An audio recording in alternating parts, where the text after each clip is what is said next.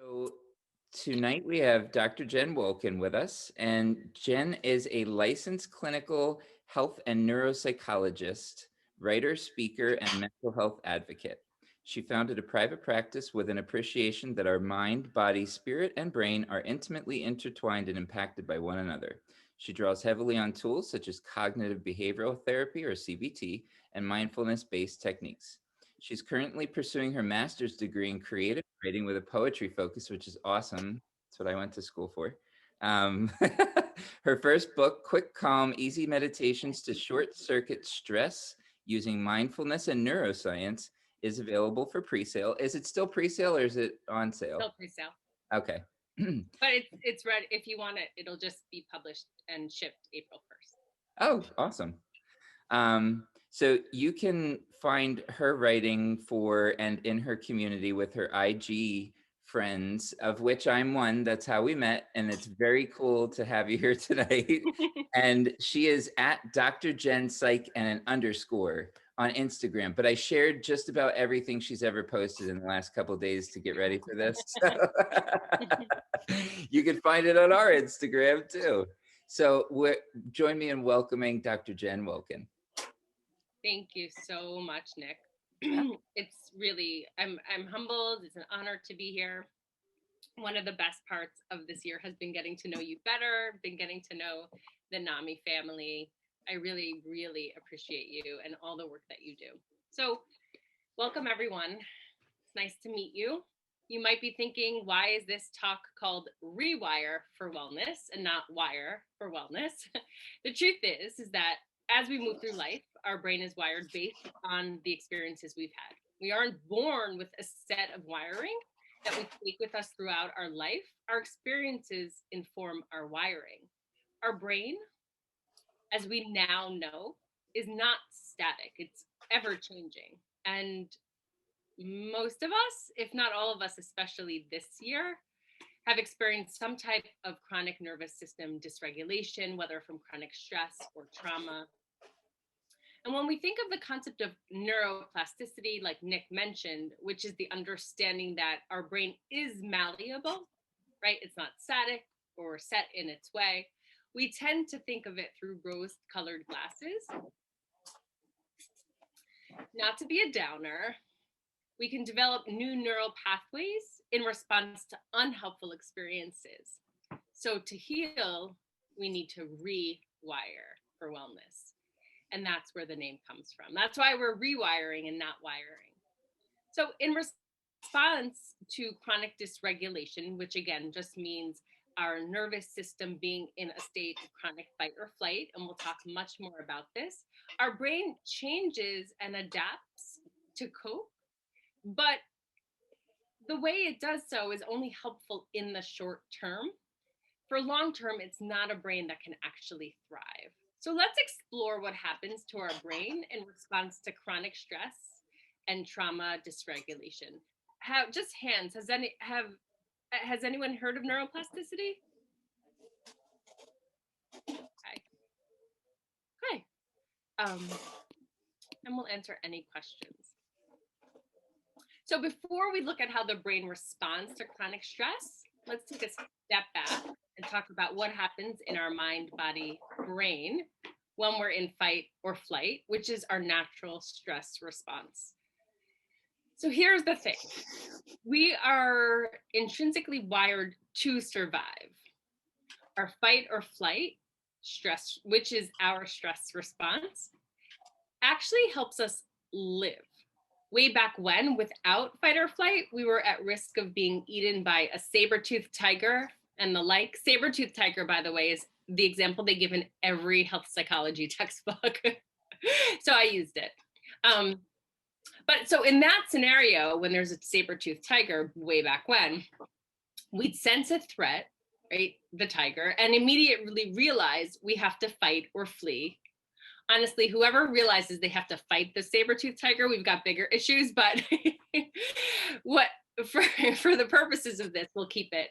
We realize we have to fight or flee the saber-toothed tiger, and to do so, our fear center of the brain, which is called the amygdala, we'll talk more about that later, that reacts And our body releases hormones, including adrenaline and cortisol.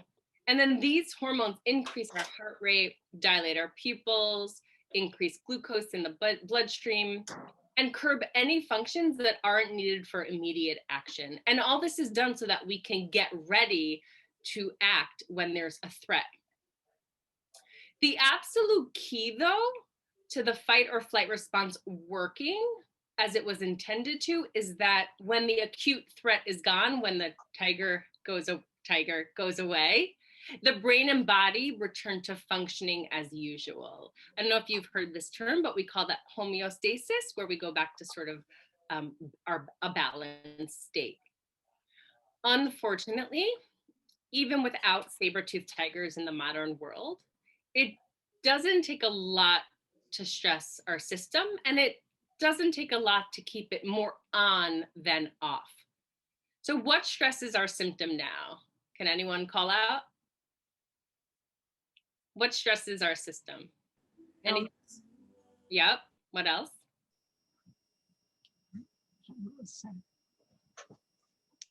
Money. Yep. Number one on the list, worries about finances. What else? COVID-19. Oh, that. Oh, there's just a global pandemic. Yep.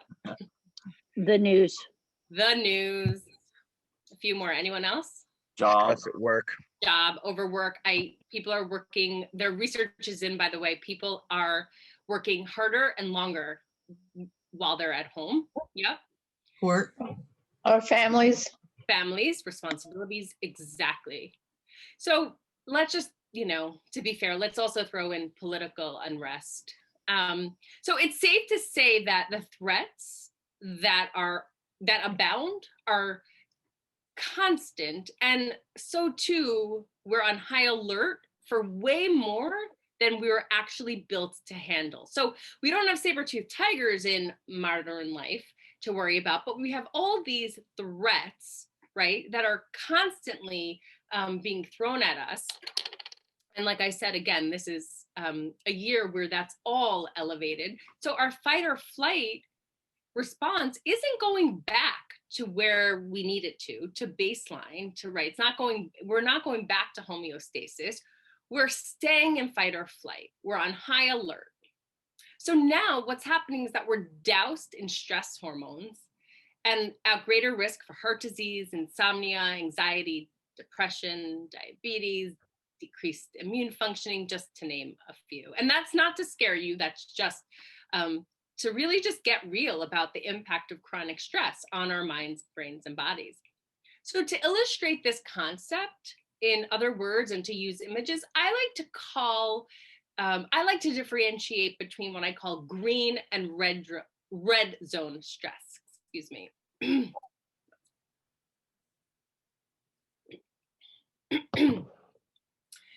So we are supposed to feel some type of way during stressful times, right? It's what we actually need in order to be productive and make life-saving decisions. But it's important to make a distinction between healthy green, right? I always like when I say that, I have a color green pop up. Green zone anxiety, right? This adaptive sort of boundary. And then there's unhealthy red zone anxiety, stress or anxiety, the place we go when our fight or flight response no longer becomes adaptive.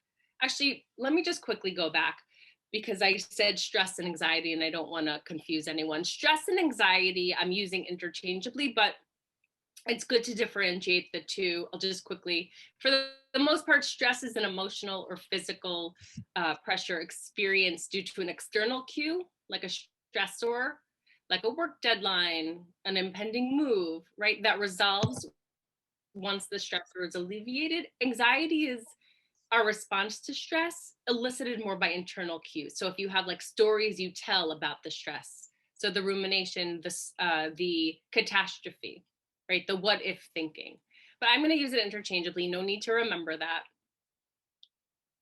So again, green zone anxiety fuels us to prepare and take appropriate action. Right? This is why we actually go into fight or flight.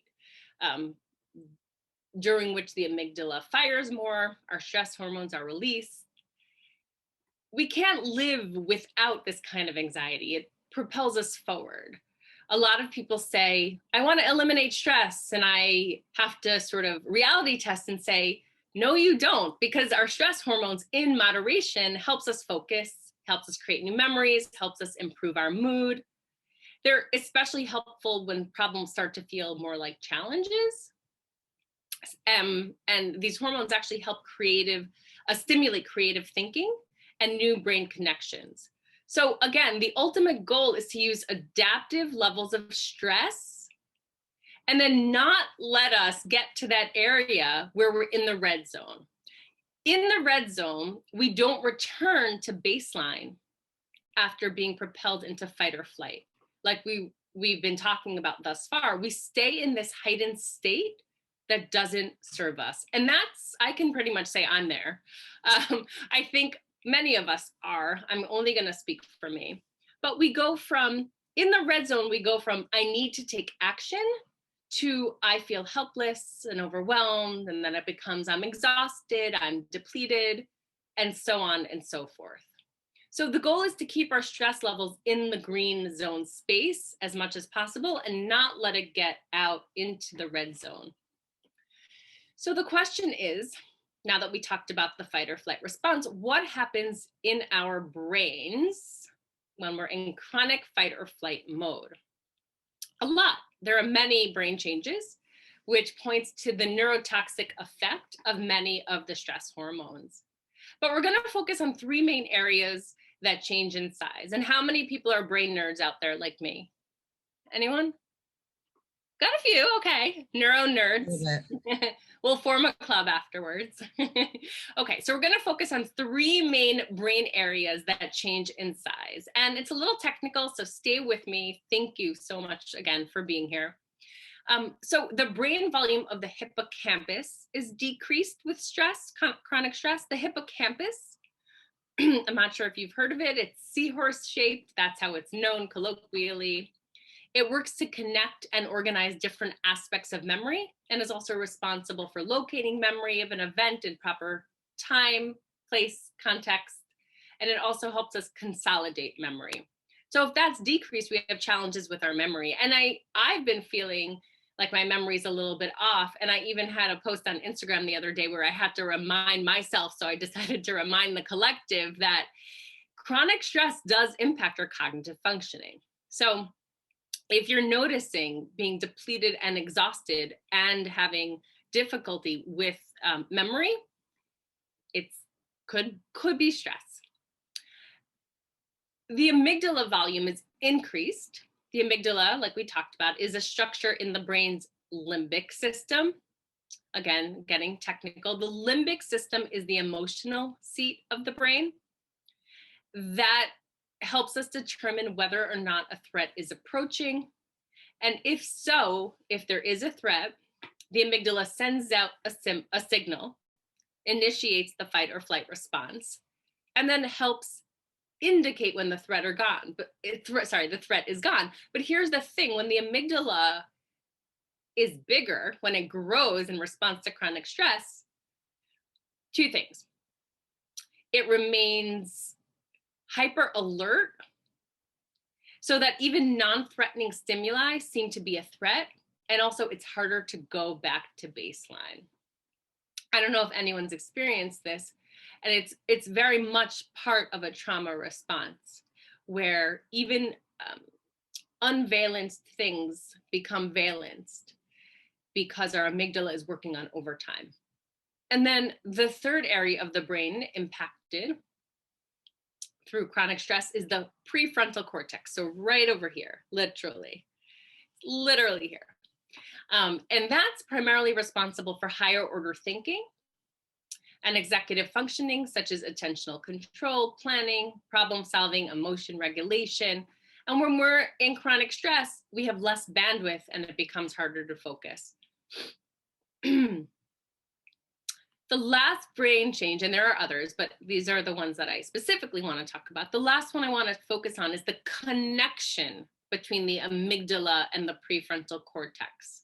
that is decreased from chronic stress. When we talk about the brain, we talk about changes on a structural level, shape and size, and a functional level, how different parts talk to one another.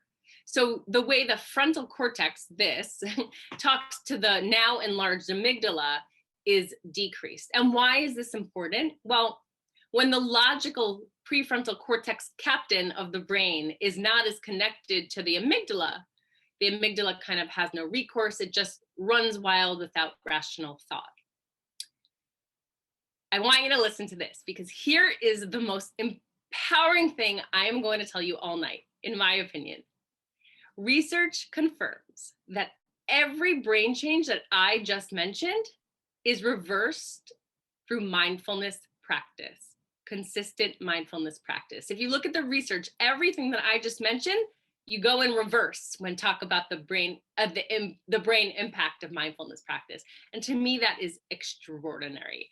Our amygdala shrinks, our hippocampus grows, our prefrontal cortex grows, and the connection between the amygdala and the prefrontal cortex is strengthened. So to summarize thus far, our brain is malleable, shaped by our experiences.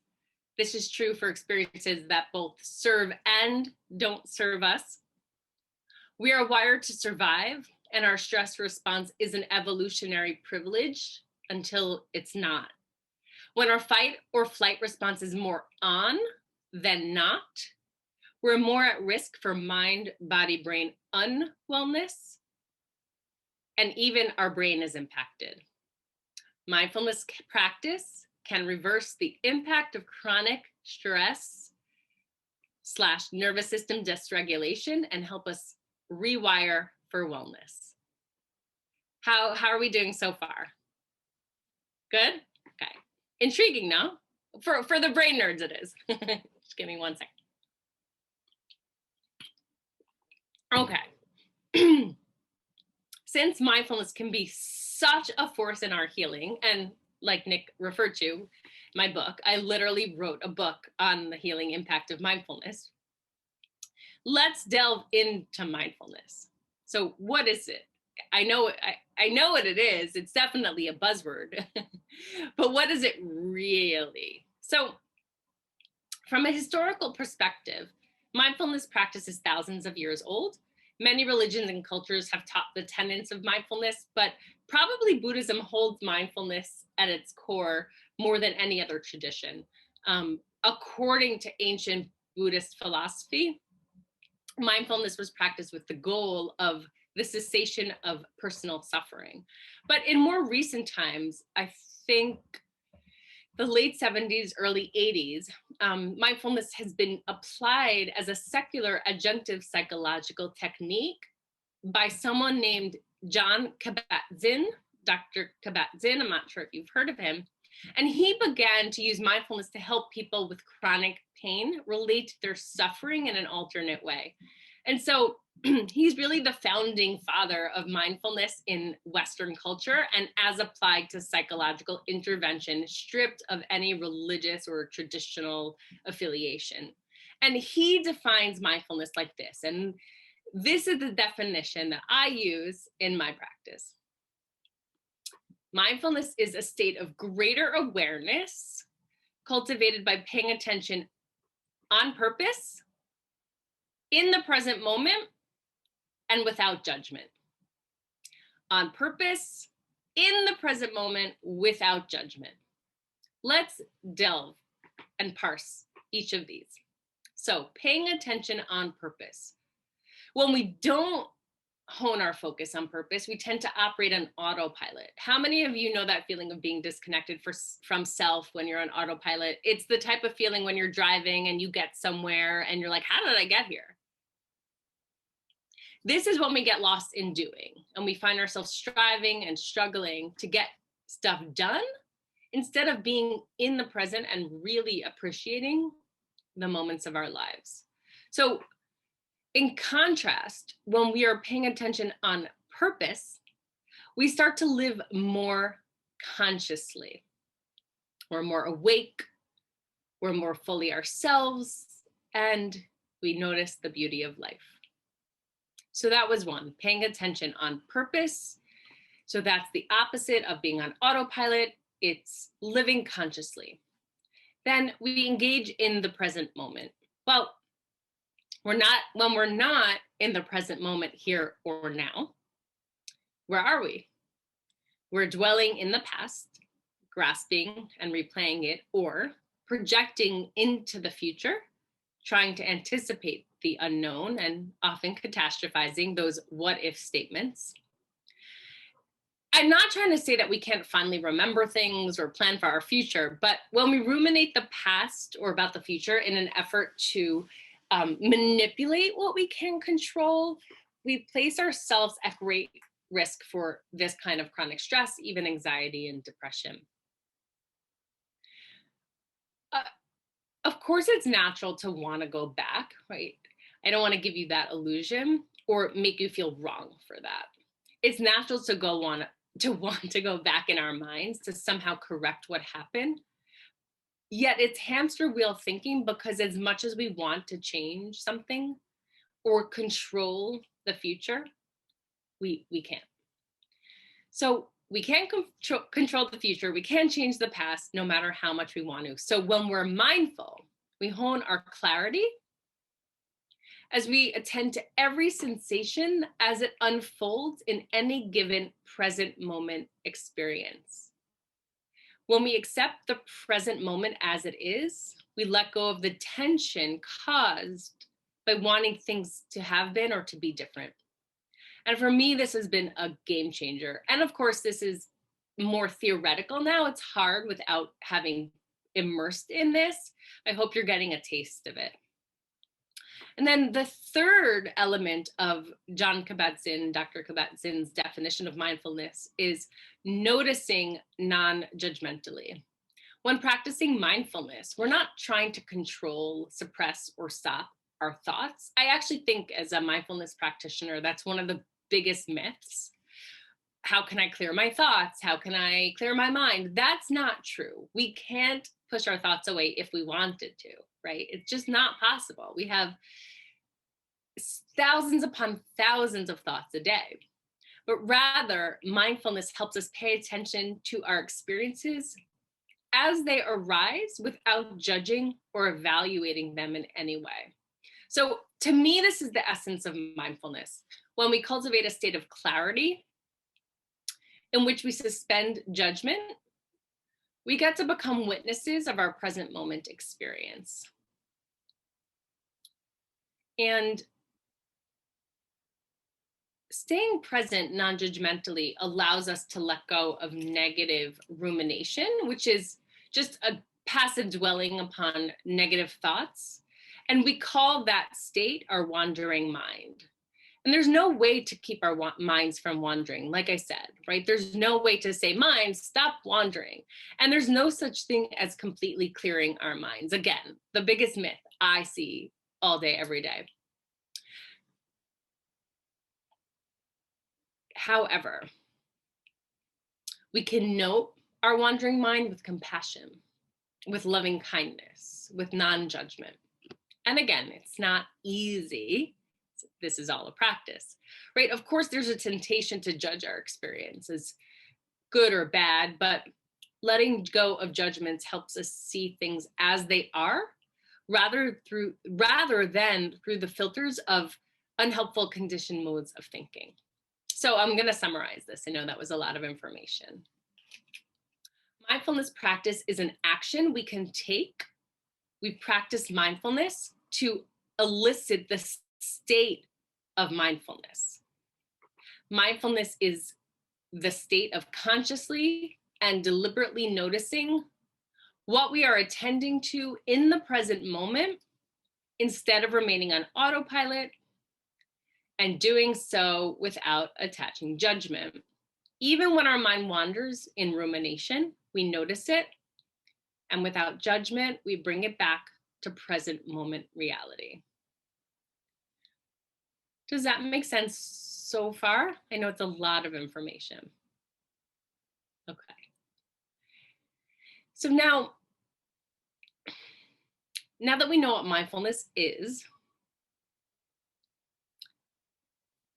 how do we practice? So here's my take, and here's what I set forth in my forthcoming book. How we practice can be varied. I believe we can practice informally, we can practice formally, and then we can practice living mindfully. Here's what I mean by that. And hopefully, I'm hoping we'll get a chance later to practice even just a little bit, and definitely to answer your questions. This is a lot of dense material. So formal practice is known as practicing on the cushion, right? And that entails intentionally taking time out of your schedule, finding a specific space, like right here, if I were to say, I'm going to sit in this chair, and I'm going to take a few moments, and I'm going to embark on a meditative practice. An example of formal practice is something called the body scan. I'm not sure if anyone's heard of that. Progressive muscle relaxation, guided imagery, and it can also be diaphragmatic breathing exercise, which I do all the time with my clients and myself. And then an informal practice, that mindfulness becomes informal when we take it off the cushion, right? It's no longer reserved for the cushion.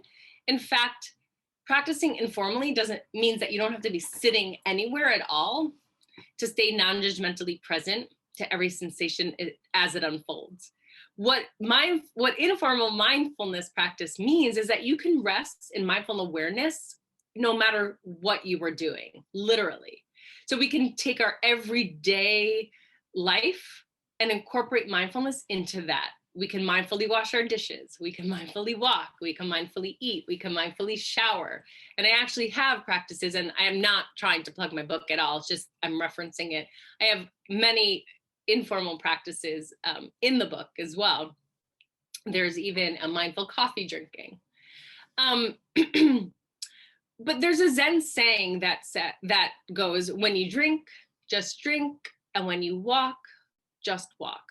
And that literally is the essence of mindfulness practice. So it's not about sitting like this and meditating. It's about literally paying attention on purpose in the present moment without judgment to every dish that we wash, just as an example. And when our mind wanders, when we're thinking of our to-do list and what to feed the family, we notice, and then we bring our attention back to that dish, back to looking at the soap suds, back to what the sponge feels like in our hand, back to what the water feels like. And then the last category of mind practice, as I set forth, is what I like to call mindful living. So we begin to live more mindfully when we take formal and informal practice into our everyday daily life and let that impact our relationships with ourselves and with others. It's sort of a way of showing up in this world. It becomes more than a practice then. And I would say a way of life. It encompasses, for example, gratitude, loving kindness, compassion, radical acceptance. Again, I know these words are hard in theory. To live mindfully is to hold your life with the greatest level of appreciation and importance possible.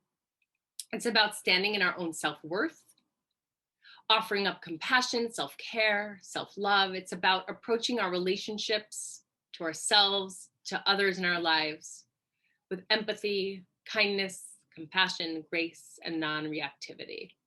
So I'm going to summarize. There are many ways to practice mindfulness, and each way can help rewire the brain for wellness. Each time we practice from any of these categories, again, formal, informal, mindful living, we are practicing paying attention on purpose in the present moment and without judgment, and allowing mindfulness to become a way of life. So far, so good? Okay, so now we know a little bit more about how to practice, but who has time for this? Here's the next most empowering thing I'm going to tell you today. I think all we need is 5 minutes every day to wire for wellness, to rewire for wellness. Consistency is of the utmost importance.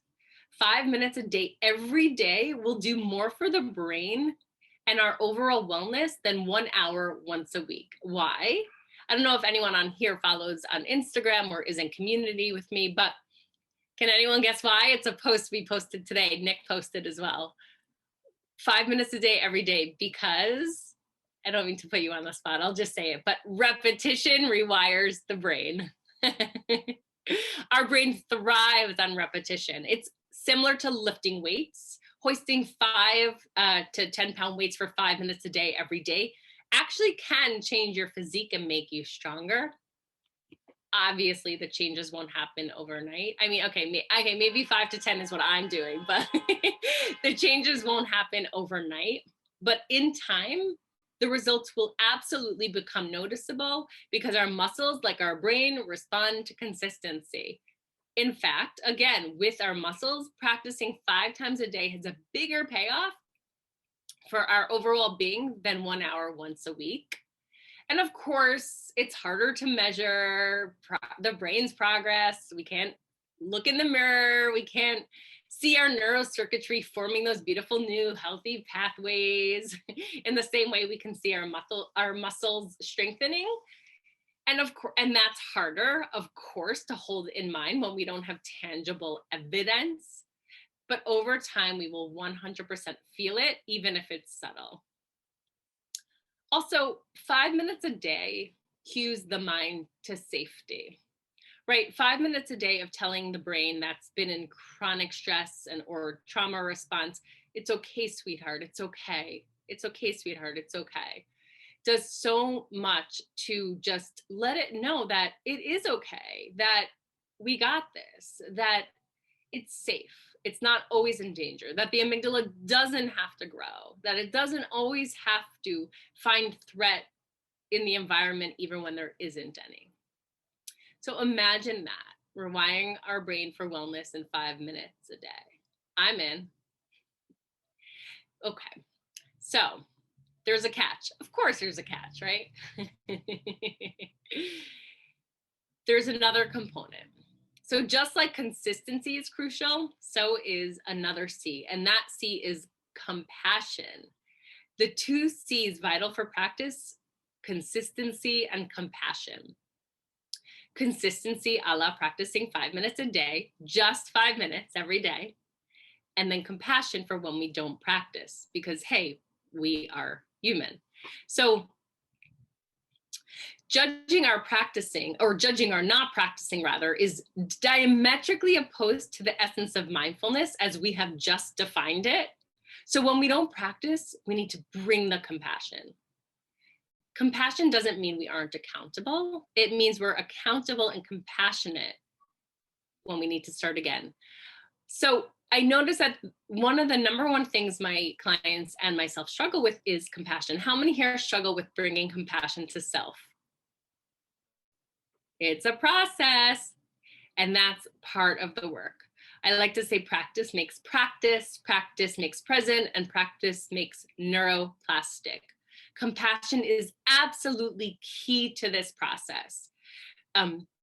Here's the thing, there are no ends to the beginnings that we can take, right? If we practice 5 days in a row and then we don't practice for another 5 days, let's note that with non-judgment and then start again. If we practice for 7 days and then stop for 70, note that with compassion and start again. The practice that we have done is never lost. So I think that's the beauty of it all, that we can change our brain to work more efficiently for us. And there's no end to the number of times that we can try. Start today, try again tomorrow, the next day if we miss 12 days. As I often do in my own practice, and I've been doing this for years. Note that with as much compassion as we can, a boatload of self-compassion, which again, doesn't come easy for many of us, right? Compassion to self does not come easy to so many of us.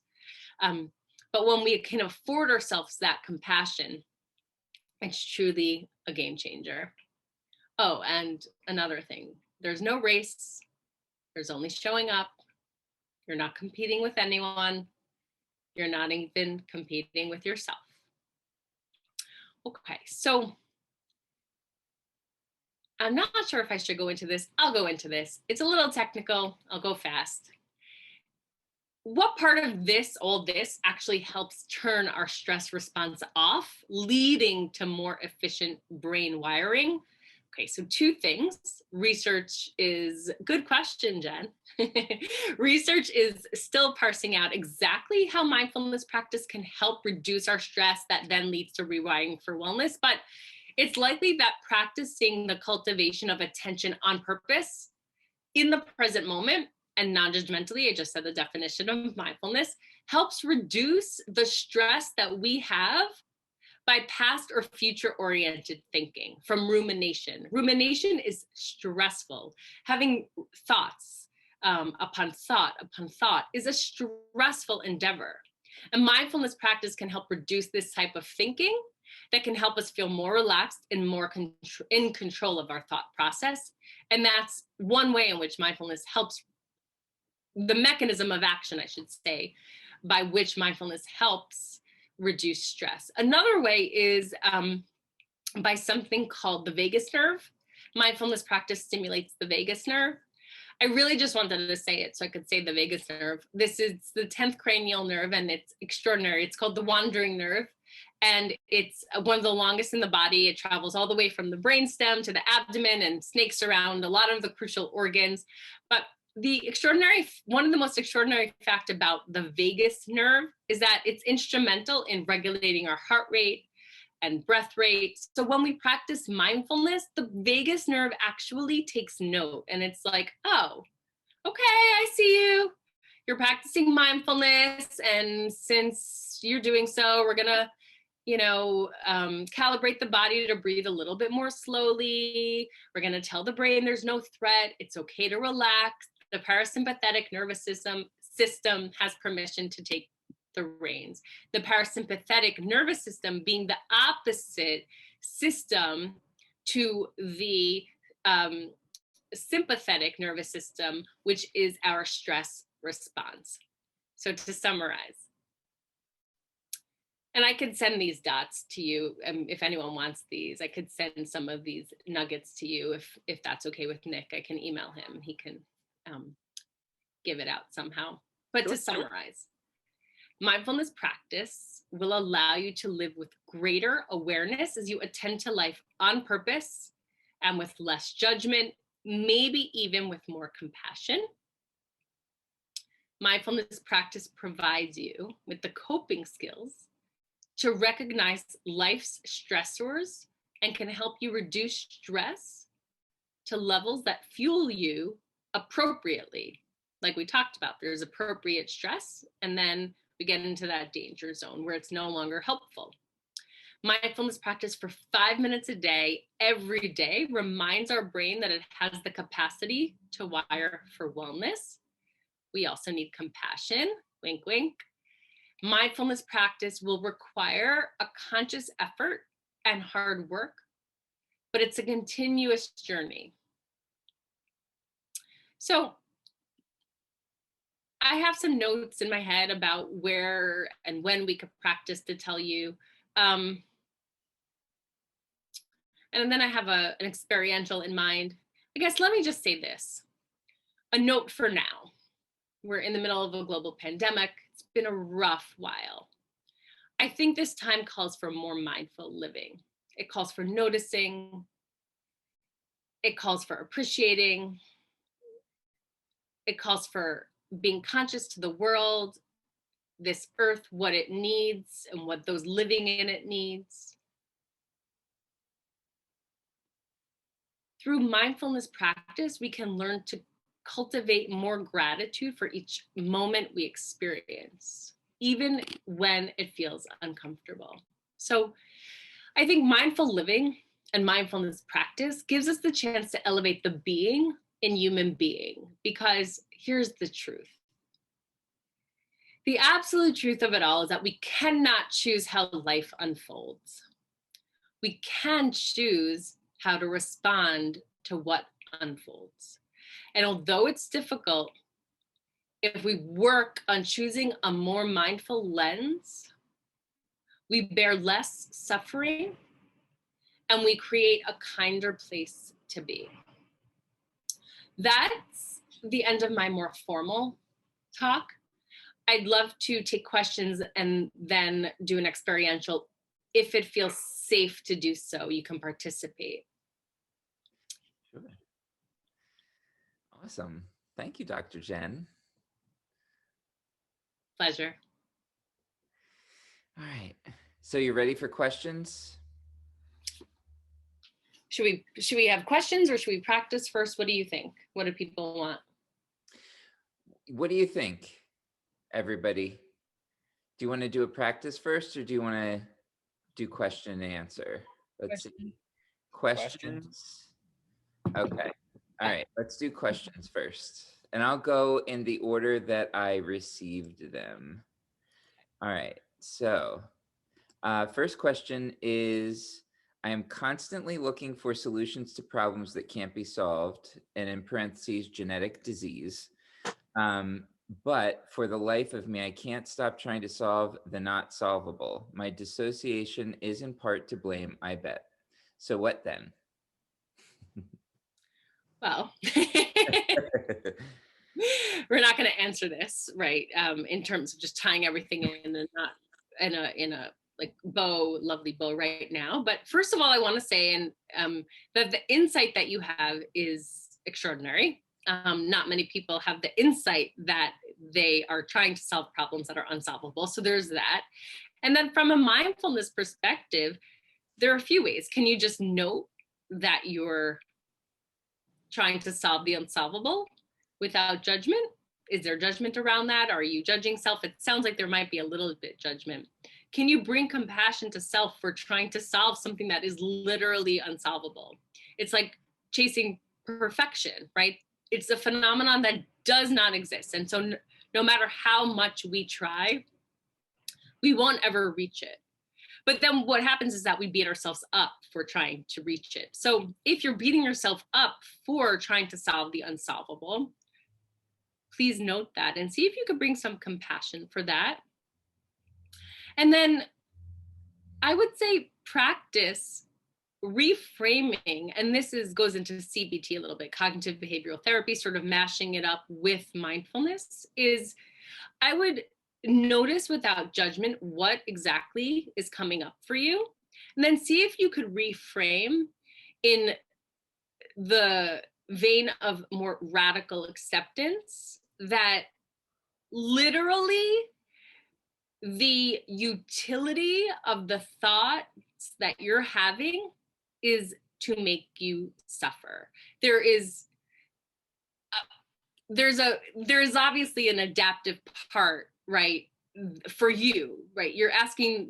You're doing this, it might be a compulsive way of like, I need to try to solve it because that's the way I'm going to fix it. Of course. I don't mean to undermine that, but I'm saying when we test the utility of a thought, it's either, can it help us get into productive action, or is it just going to lead to more thoughts and more rabbit holes and more spirals? So consistently being consciously aware that that's what's going on, that I'm engaging in these thoughts, that no matter how many times I ask them, I will not have the answer that I want, or I think I want, or I need.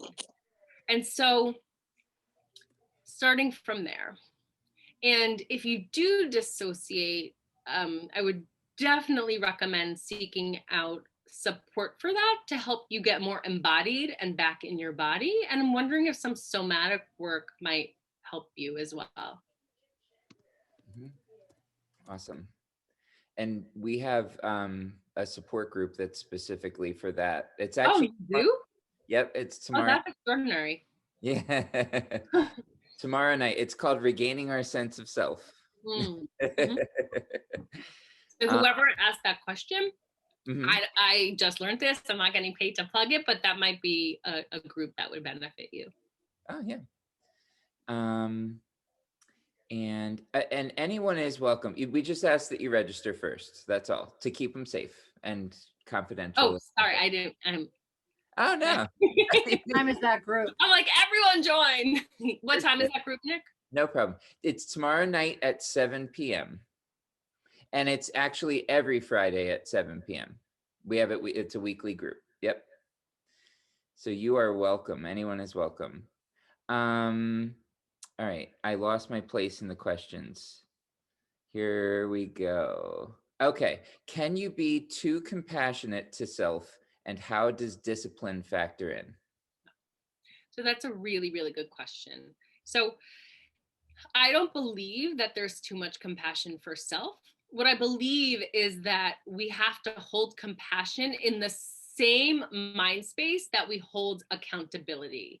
And I think one of the things that happens is that we lose sight of our ability to do that. We think either we're compassionate or we're accountable, disciplined, whip ourselves into shape, self-flagellating almost. The only way to move forward is to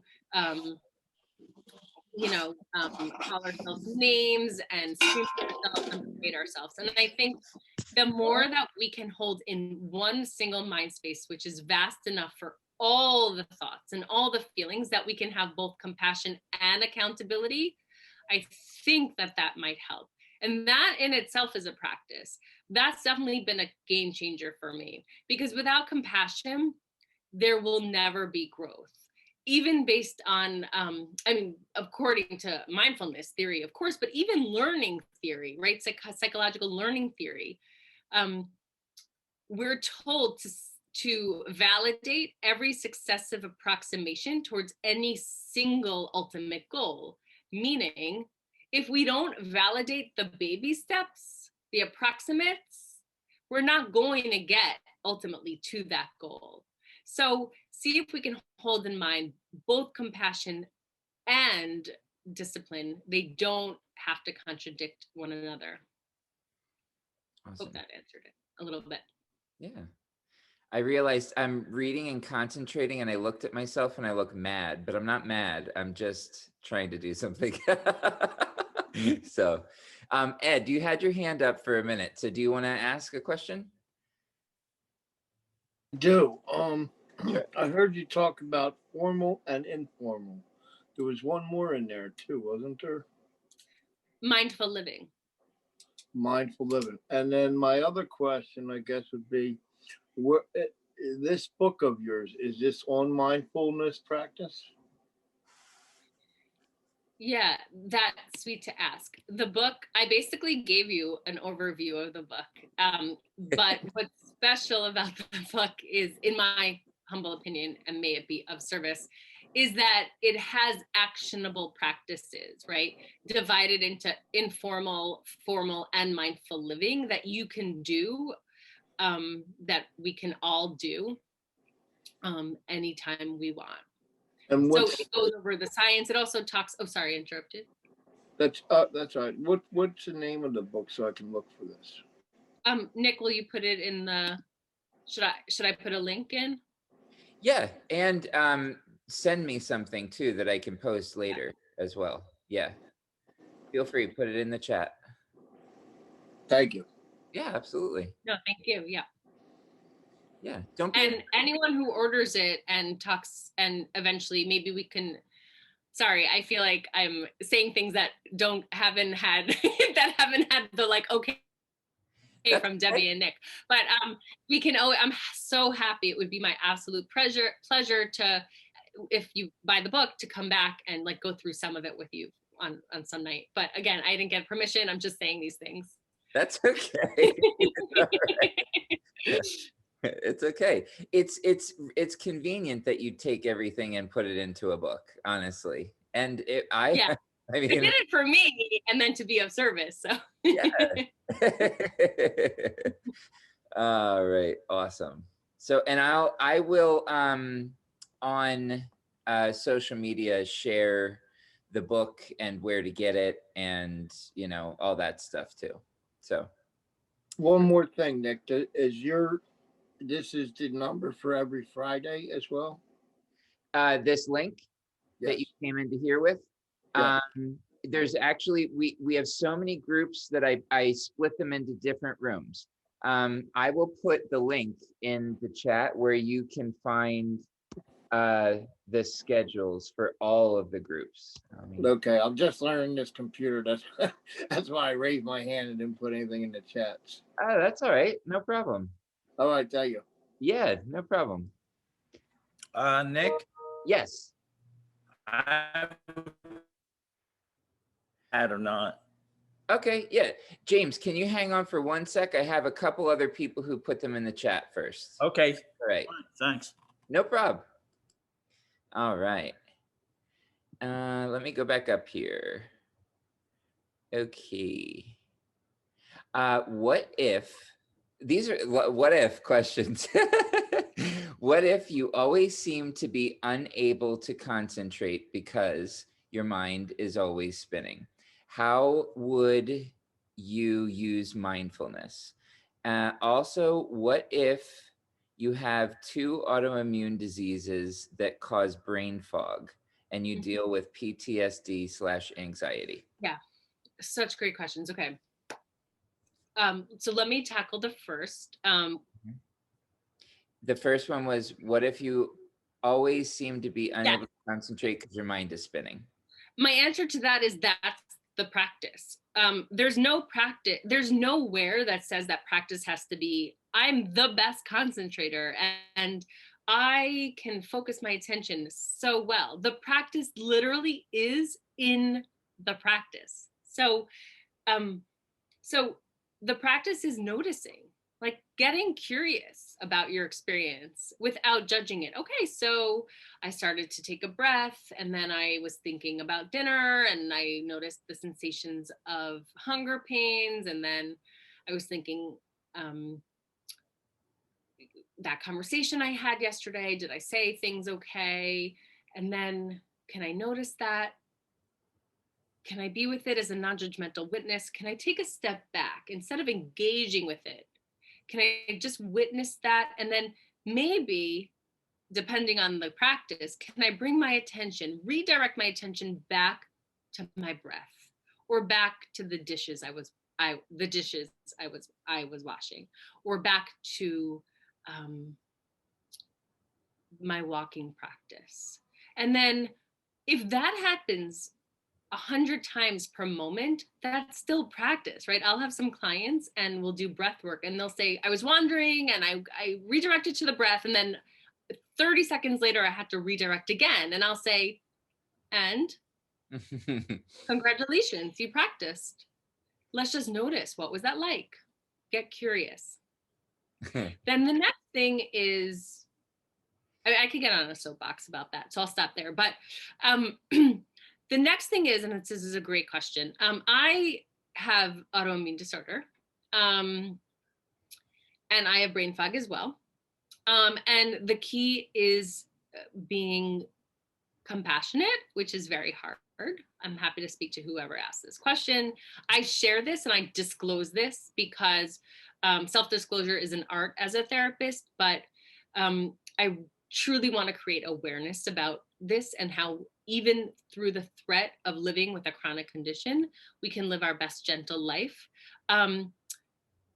Let the brain fog be part of the practice, incorporate it, notice it without judgment. Can you sit with the brain fog without wanting it to go away and wishing that you had more energy? That I could say I relate to so much. I should be able to focus. I can't believe I can't get this done. How come I wrote my book by X age? It was my brain fog, right? All of that. That's not going to help me, right? That's going to make me feel like shit. And then the PTSD, that's an extraordinary question. So, and I put this a lot in my book. With PTSD, we have to, with a diagnosis of PTSD and the tendency towards that, we do have to be careful. If you dissociate, and I know someone just mentioned that, then I would do this practice with care and with a trained professional, because in mindfulness practice, what we're doing is actually sitting with some of the things, we're exposing ourselves to some of the things that if you have a diagnosis of PTSD can be hurtful, right? So we talked about the way the hippocampus works. If we're in chronic stress, because our hippocampus decreases, our memories are often, that can account for fragments and flashbacks, and you just want to be careful. Also, I should mention, if you have any experience with psychosis, doesn't mean you can practice mindfulness. I would just say gentle with it and ask a trained professional. Mm-hmm. Awesome. All right. James, I know you had a question and I made you wait. I'm sorry. You can unmute if you're ready. I think it was James, wasn't it, James? Yeah, it was me. Okay. Thanks, James. Thanks. Hi, Jen. I have a Hi, question. James. I have a question for you. Yeah. In 91, they found a brain tumor in my head. It was the size of an egg in the left frontal lobe. Lip frontal, okay. And they took it out. And then they found another one in 94. It was roots growing out from the cavity. So I'm wondering, I know that my therapist, we work on mindfulness and DBT. So I just started doing that, but I'm just wondering, do you think any of those surgeries on my brain could affect it to the point where I'm kind of a little disabled compared to people that are practicing mindfulness? Or you really can't tell me? If you can't, that's fine. But I ask a lot of people these questions. Yeah, I mean, what I do have to say is what a blessing that you're here. I'm grateful that you're here. That's not an easy thing to go through. A tumor in the frontal lobe is a very big deal. I would say that I'm frozen? You're all right now. Okay. You're fine. It doesn't say, a tumor in the frontal lobe is a very big deal. But it's almost akin to someone who has a frontal lobe processing disorder. So there are many, I don't even like the word disorder. There are many challenges that we all go through, that, not to undermine at all. I'm not taking away from your unique experience, just trying to give perspective. Right, so ADHD, for example, is a frontal lobe processing disorder, right? People who have bipolar challenges, that also affects frontal lobe systems. So it's not that you can practice, it might just take more practice, and that's okay, right? As long as we're bringing compassion to the situation and not beating yourself up over it, I would say that I would recommend it, actually. Please be gentle with yourself, though. Yeah, that's the hard part. Yes, it is. You deserve And I'm glad you're here, James. That's extraordinary. Thank God you're here. That's yeah. so I'm glad I got to meet you. Oh. Yeah, yes. And just glad that you're in the right hands. Yeah. Thanks. You deserve a lot of credit for seeking out answers and doing your best and, trying. 100%. Thanks. Thanks, James. You're welcome. The next question isn't a question. There are some folks here who are fulfilling some assignments for, I guess, school it is. So if you send me notes, I will send them to you. Whoever needs notes on this session, email me, and I will put my email in the chat, because I can't copy and paste from Zoom. So if you put your email in there, even if it's private, I can't get it. So my email is going to be in the chat. All right. And then when Jen sends to me, I will send to you. So there you go. It really is the book. So just, don't share it with everyone. I'm just kidding. I'm just kidding. It's fine. May it be of service. I appreciate you. All right. Okay. Is the next question. Are you ready or do you need a break? We're good. Okay. Is there a better time of day to practice? Does it help to schedule some time daily? Oh, does it help to schedule the same time daily? And can you just sit in silence? Ooh, these are great, great questions. So in terms of, is there a better time of day? Yes. And that is the time that you will actually show up and do it. That's the absolute number one. I pretend that I can do it in the morning, and then,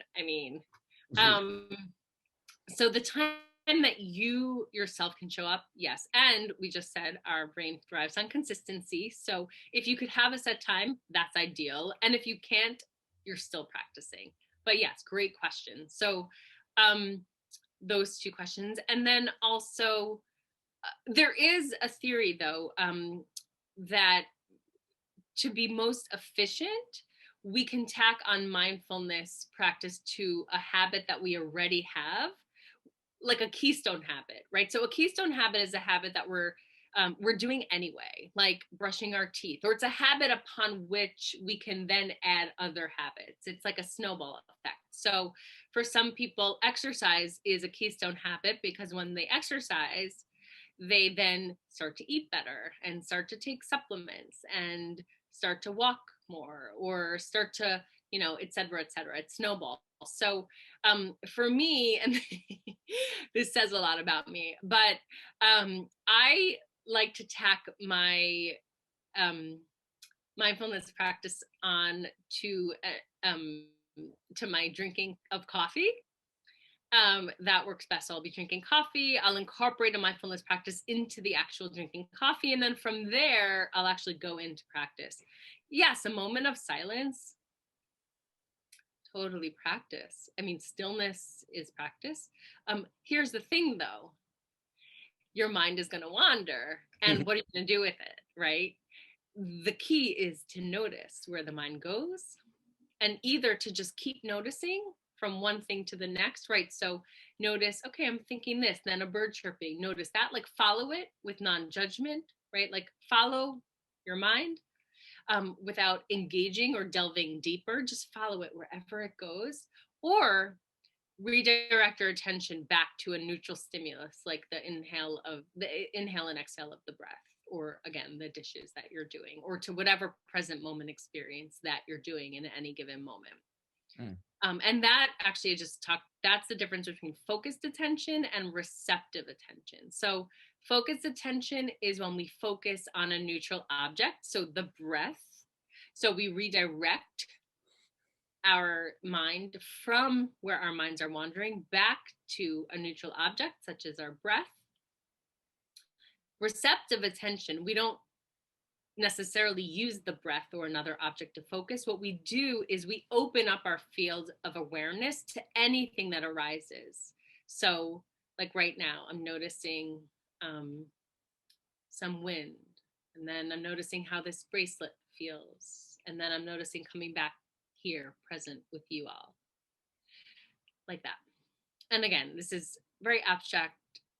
I hope I'm giving you a sense of it. Was there a third part of that question? Can you just sit in silence? Yeah. Oh, I answered that. Yeah. Yep. These are great questions. Wow. Where did you find these people, Nick? Hi, everyone. We're lucky. Wow. We're lucky. We really are. Really having fun. Thank you so much. Yeah. Thank you for doing this. This is great. Other questions are about groups and everything. Groups, the way NAMI groups work, anyone is welcome as long as you identify as being part of that target group that they're for. So anyone is welcome to register. We ask that you register just so that we know who's coming in and it's not random people just from like Twitter and Google and stuff that just stumble into a group. the safe space thing is really important, and we keep it. There's no such thing as a completely safe space, but we do our best to keep it as safe as we possibly can. So register first. I put the link in the chat. And if you already registered once for a different group, you don't have to register again. Only register one time. So there, I did some work for you, Dr. J. I answered some questions. Let me see. Are there any? Oh, do you have an online mindfulness community? Yeah, so we just said, so I plan to this summer, which is exciting. Please God. I am working on launching the book, and then we have a course coming, which is exciting. And that will include, if you get the course, and it will be affordable, then you will automatically get to be part of a mindfulness community that's coming. So that's in the works. Thank you for asking. Awesome. And I don't see any other questions. Well, Emma wants to ask another one. Oh, sure. Yeah. Go ahead, Emma. I wanted to ask if you can give me any specific tips. I'm recovering from a nervous breakdown. I have dissociative identity disorder, been in therapy for 7 years, twice a week with a trained person getting supervision as she should be. But we're a little bit lost right now because had this nervous breakdown happen, courtesy COVID, and nobody knows what the hell to do with this in terms of dissociative identity disorder. I live in the backwoods of Maine, so there's like no resources here. Yeah. So like I'm mindful as heck and I'm doing everything I'm supposed to be doing, reaching my thinking, CBT, all of that. But I've got the peanut gallery in my head that doesn't want the life that I have. Sorry, this is the life that I have. Can't we just try to make the best of it and try to look positively and mindfully towards each day? And I'm struggling because I'm having the good thoughts. Peanut gallery is not. Help. Yeah. That's a hard one to answer on this forum. I'm happy to circle back with you. What I can say is that it seems like you're showing up for yourself, and I'm wondering if you're making sure to validate that and give yourself credit for all of this work that you're doing. Also, I guess I'm not clear. What do you mean by nervous breakdown? I don't use those words, but what do you mean by that? Like anxiety or? No, I actually had a period of time because I have Ehlers-Danlos syndrome, which is a connective tissue disease. Yep. Oh, you actually know what it is. That's impressive right there. I'm already liking I have many clients with ED. Oh, really? Yep. So anyway, I started having so many problems where no doctors could treat me. So you talk about that fight or flight and how like negative experiences can rewire your brain like that. Mm-hmm. I definitely had that happen over the course of about 10 months. I wasn't able to swallow. I was having all kinds of problems that no doctor could fix, still can't. And so then I stopped being able to cope. I was sleeping 1 to 2 hours a night. Had to go on mirtazapine, which I'm on now. I'm also on Buspar. Is the Remeron helping? It's helping me sleep. It's not doing jack for the anxiety. So we just added this week, we added the Buspar in hopes that that's going to help a little bit. And I'm trying to combine mindfulness. Yeah. But I'm multiple, I get really confused. How do I practice mindfulness with this? Yeah. My therapist doesn't know how to advise me and we don't have any resources. We've tried. I'm happy to consult with your practitioner. I do know that you're doing an extraordinary job. And I think maybe take a step back and note that and see if you could be a little bit more gentle with self. I'm not saying I don't want you to get better really quickly. I do. I don't want you to suffer another moment with this, but it seems like you're really on top of it. And so see if you could be a little bit more gentle with yourself by way of, even if it's just that, and I don't mean to like say, I know what you go through is paramount, so I don't mean to like boil it down, but even if it just means like putting your hand on your heart center and like just taking a few deep breaths or hugging yourself like this, really also just getting embodied, especially with the DID, and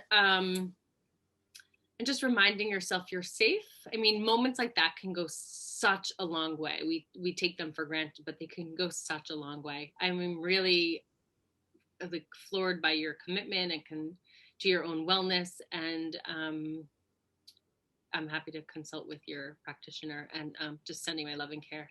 Thank you. I really appreciate that. And the other thing I wanted to ask you, if this would also be a mindfulness practice, are you familiar with diamond painting?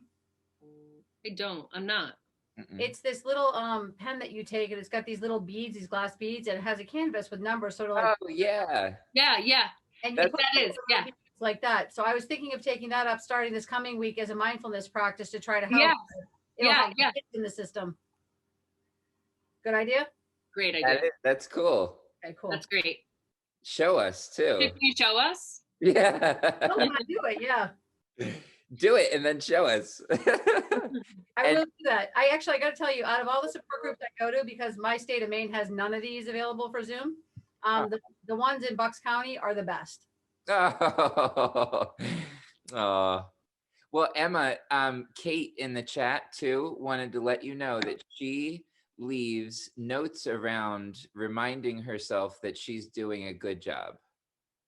That's a great tip, actually. I'm going to start doing that. And you know what? My family and friends who've been watching me through this time, because I went to a point, I'm also autistic.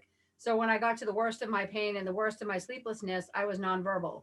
And so I couldn't talk, and I'm just like this all the time and shaking and couldn't do anything. So when I'm all discouraged, they're like, "You're mad that you can't watch the latest episode of Worst Cooks in America. You couldn't even watch TV 3 months ago. You're making progress." Yes. Emma, gentle. And also I would suggest embodiment, given that what you just said also. Real embodiment.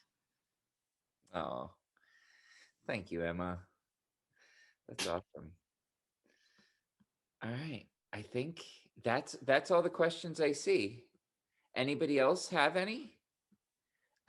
You can raise your hand in the chat. You can also, since we're toward the end, just unmute. If you'd like, if you have a question. Debbie says you're amazing, I have Emma. a question. Great. Yep. Go ahead. I always change my mind, like week to week. I'm always second guessing things, quitting jobs, second guessing them. How would mindfulness, or how can I use mindfulness to help with that?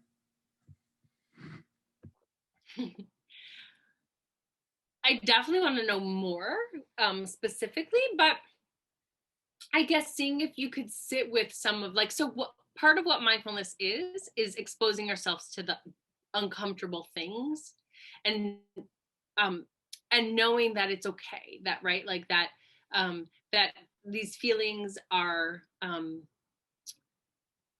uncomfortable but not dangerous. And so I guess what I would say, my first immediate guttural response to that would be what practice. So making a decision and then seeing if you could practice so that you can sit with what discomfort is coming up for you, and then create more awareness for yourself about the thoughts around why it's hard to stick to one certain thing, right? So I would definitely recommend for you a combination of cognitive behavioral therapy and mindfulness therapy. So mindfulness-based work to sit and expose yourself to some of the discomfort that comes up, right? To really expose yourself to not being able to change your decision, and then noticing what thoughts are coming up, and then using the CBT to see if you can challenge and reframe them.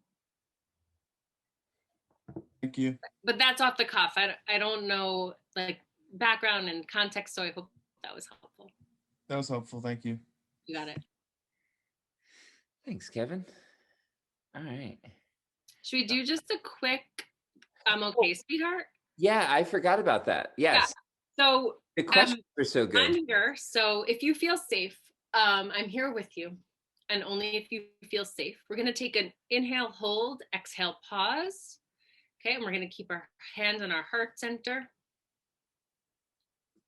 So if you feel safe, closing eyes, inhaling through pursed lips, and we're going to focus on our breath. Inhale,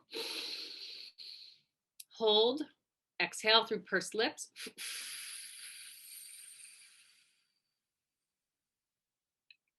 And pause. And then we're going to do a few of those together. And I want you to watch gently and compassionately what happens, where your mind goes, and see if when your mind wanders, you could redirect your attention back to the breath or back to your hand right on your heart center. Okay, so inhale, hold, exhale.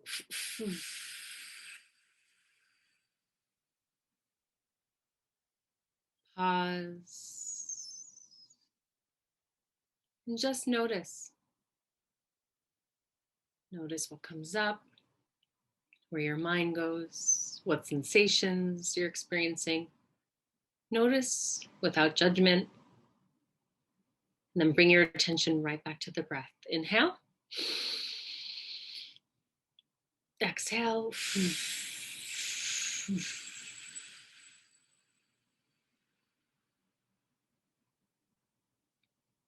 And taking a pause.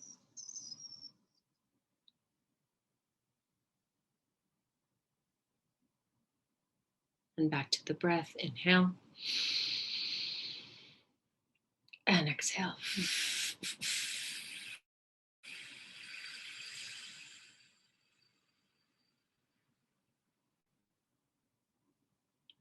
We'll do one more. And this time on the exhale, really unclench your shoulders away from your ears. Loosen your jaw and let out an exhale sigh. Inhale.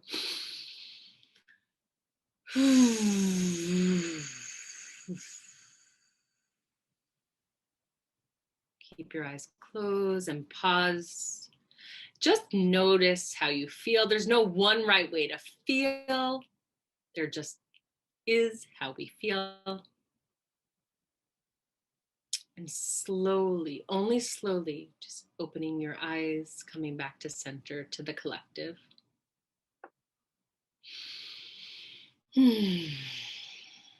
That was a very short little taste.